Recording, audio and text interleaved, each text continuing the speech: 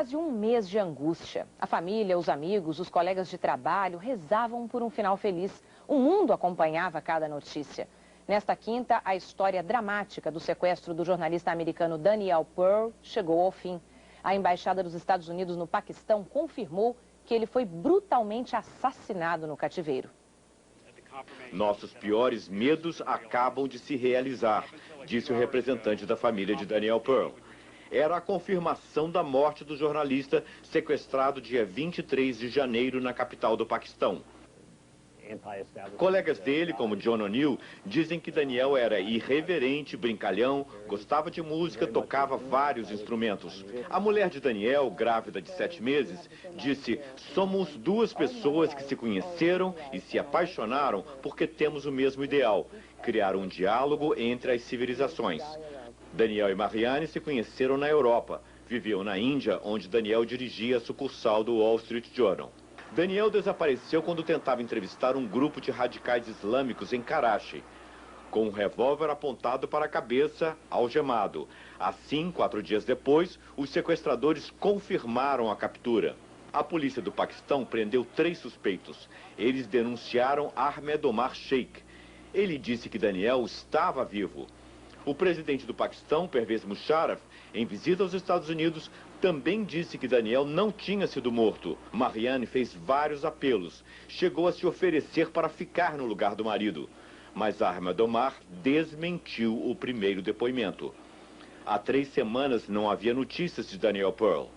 Hoje, a embaixada americana no Paquistão confirmou que teve acesso a um vídeo que mostra Daniel sendo assassinado pelos sequestradores. Uma cópia do vídeo teria sido entregue ao escritório do FBI no Paquistão. A Força Aérea Colombiana bombardeou hoje posições das FARC, as Forças Armadas Revolucionárias da Colômbia, depois que o governo resolveu retomar a zona desmilitarizada cedida aos guerrilheiros em 98. A ONU, a OEA e vários países vizinhos apoiaram a decisão de Andrés Pastrana de suspender o processo de paz com os rebeldes. O presidente não escondeu a irritação ao anunciar o rompimento. A gota d'água foi o sequestro de um avião ontem, em que um senador foi levado pelos guerrilheiros. Pastrana mobilizou 13 mil homens para perseguir os rebeldes e retomar uma zona do tamanho da Suíça, no sul do país. A região havia sido cedida às FARC para facilitar o processo de paz. Mas as conversações não levaram a lugar nenhum. O país vive sob o medo e a mão forte do narcotráfico. A guerra já matou 40 mil pessoas nos últimos 10 anos. A situação na Colômbia deixou apreensivo o governo brasileiro. O exército está de prontidão para evitar que narcotraficantes e guerrilheiros fujam para o Brasil. Os Estados Unidos endossaram a decisão de Andrés Pastrana e vão reforçar o apoio logístico que já vem dando à Colômbia. Sucessão presidencial. O candidato do PSDB, José Serra, deixou o Ministério da Saúde. E os dirigentes do PPS, PDT e do PTB anunciaram a formação da Frente Trabalhista para apoiar a candidatura de Ciro Gomes. Franklin Martins, grandes movimentações aí, hein? Está só começando, Ana Paula. A transmissão do cargo de ministro da Saúde foi badaladíssima, uma demonstração da força de Serra no mundo político aqui de Brasília, bem entendido. Mas a principal novidade do dia foi a formação da Frente Trabalhista em apoio à candidatura de Ciro Gomes. É um reforço importante para Ciro, que andava em baixa e agora ganha novo alento. E ganha também tempo na televisão, que é muito importante numa campanha, né, Franklin? Parece que dessa vez Ciro vai ter um tempo razoável na TV. Ainda é cedo para fazer um cálculo exato do tempo de cada candidato. Mas se houver 8 candidatos inscritos, os 5 que estão aí, mais uns 3 nanicos, Ciro, com o apoio do PPS, do PDT de Leonel Brizola e do PTB, ficaria com 6 minutos e pouco por dia. 3 pela manhã e mais 3 à noite. Lula, se fechar as alianças que estão engatilhadas, teria um pouco mais, quase 8 minutos. Rosiana teria entre 9 e 10 e Serra 9 minutos, que podem subir para 14 se ele tiver o apoio do PMDB. O candidato com menor tempo na TV seria Antônio Garotinho, do PSB. Menos de 4 minutos por dia. Ana Paula. Vamos refazer essas contas daqui a um tempinho, né, Franklin? Obrigada, hein? E veja a seguir, classificados, o Internacional de Porto Alegre e o São Paulo já estão na segunda fase da Copa do Brasil. Vida e arte, a homenagem de Pernambuco ao último dos modernistas.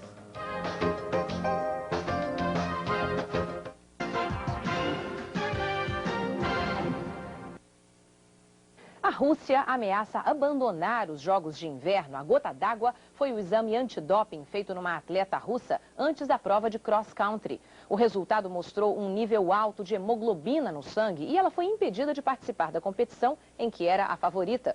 Os russos exigem mudanças nas regras de algumas provas e deram um prazo.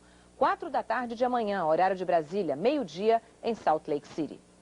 E agora o futebol, sem surpresas, mais 2 equipes garantiram vagas para a segunda fase da Copa do Brasil. Internacional de Porto Alegre e São Paulo.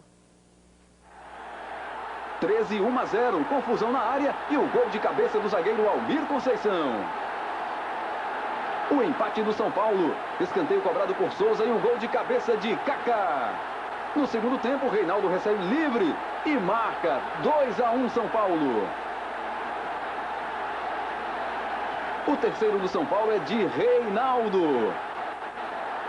Agora a França chuta de longe. O goleiro solta e Kaká. 4-1 placar final. Agora o São Paulo enfrenta o Flamengo do Piauí. Em Porto Alegre, Fernando Baiano faz 1-0 para o Internacional contra o Comercial de Mato Grosso do Sul. E Fábio Pinto fecha o placar. O adversário do Internacional é o Santos.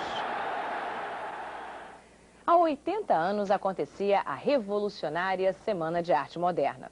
Um dos artistas tinha 14 anos e já era um modernista. Saiu do interior de Pernambuco para Paris.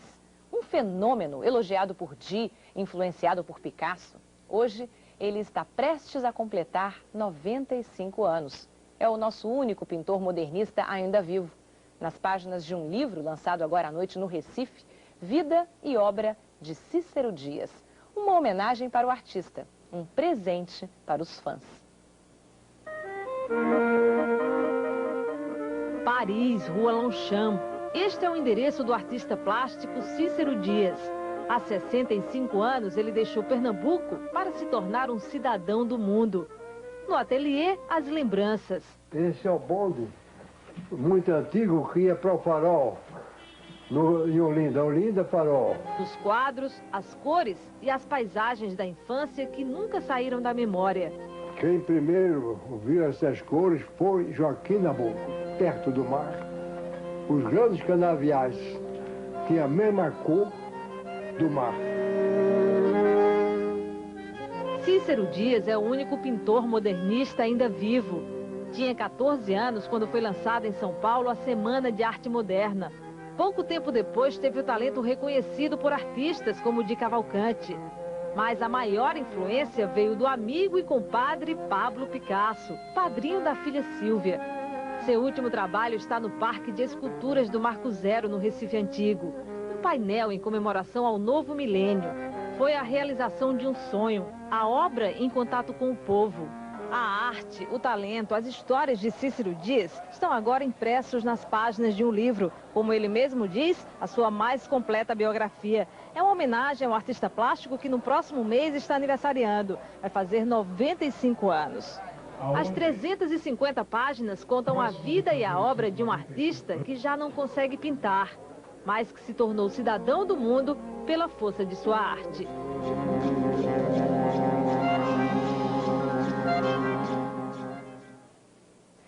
O Jornal da Globo está terminando. Você viu aqui o que vai estar nas manchetes dos jornais desta sexta-feira. Ontem negociavam a paz, hoje estão em guerra. É o governo versus as Farc, na Colômbia. Amanhã a gente volta. Uma boa noite para você e até lá.